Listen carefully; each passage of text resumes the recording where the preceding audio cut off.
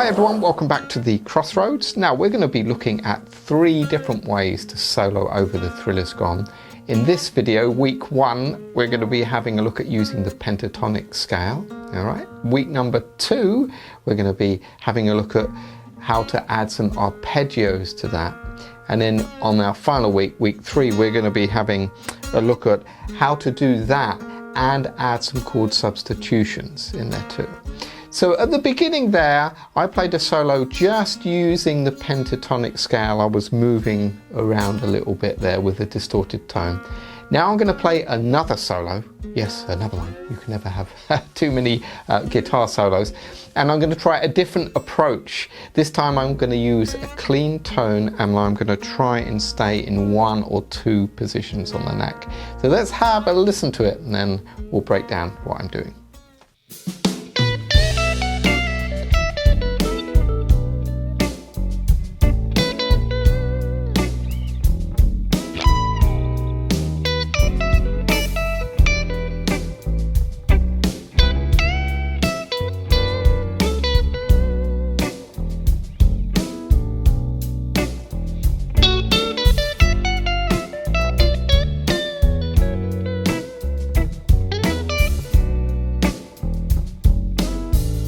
Alright, so just before we get into that solo, I'm just going to take you through the chords, just in case you don't know them. It's B minor for 4 bars, E minor for 2 bars, back to B minor for 2 bars.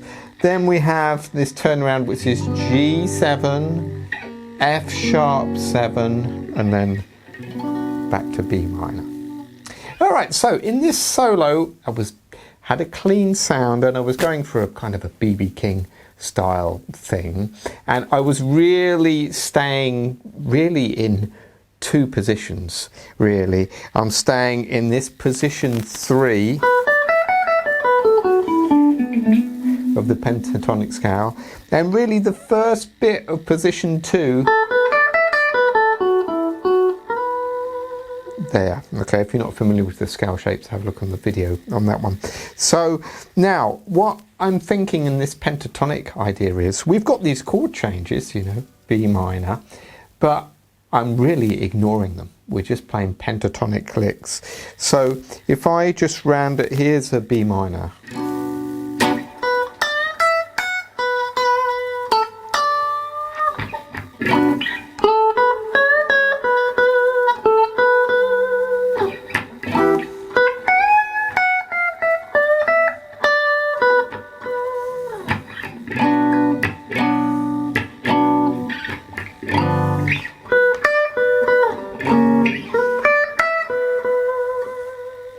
Alright, so what I'm doing there is, as I say, I'm just ignoring the chords. We've got a B minor chord here, and then I'm going to play a phrase in this BB box here, position 3.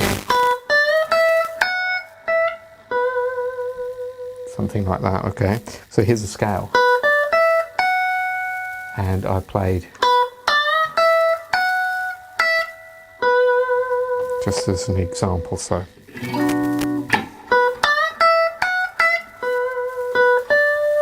And I'm adding some curls on these notes, that makes it sound really good. So I'm changing the phrases there, but can you see they're all coming from this little box here. And one thing about BB's playing, which is quite interesting, he would very rarely do this.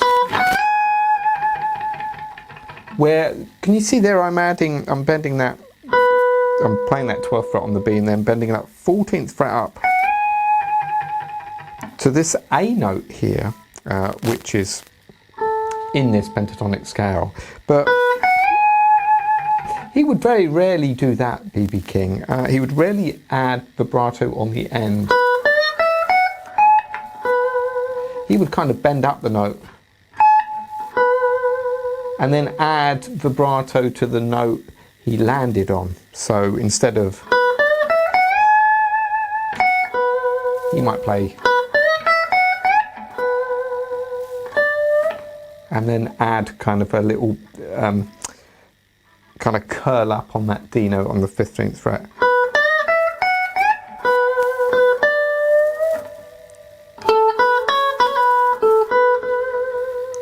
And then there you see he's adding a little, you know, trill, or a hammer on and pull off, I should say there. So over those chords,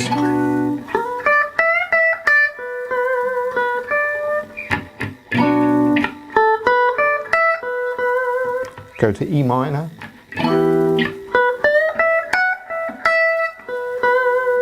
back to B. Then when we go to the G,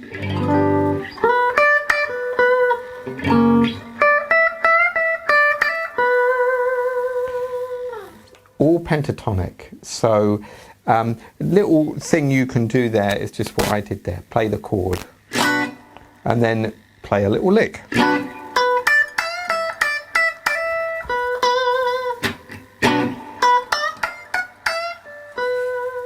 So you can try that. That makes things sound quite melodic.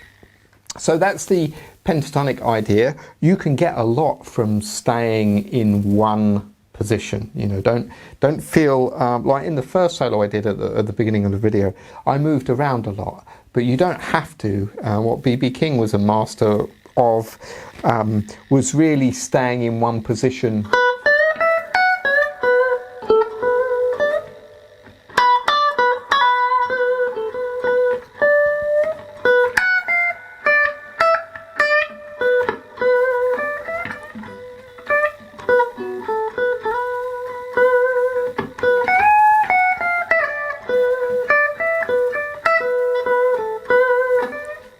All right, so I'm just trying to milk that position for all it's worth, really. So there we go, pentatonic scale. Whilst you're ignoring the changes, you're still trying to be melodic with the changes, have some phrases, use some curls, play the chord stab to keep you in time. You know, that really helps, and it gives you some structure too.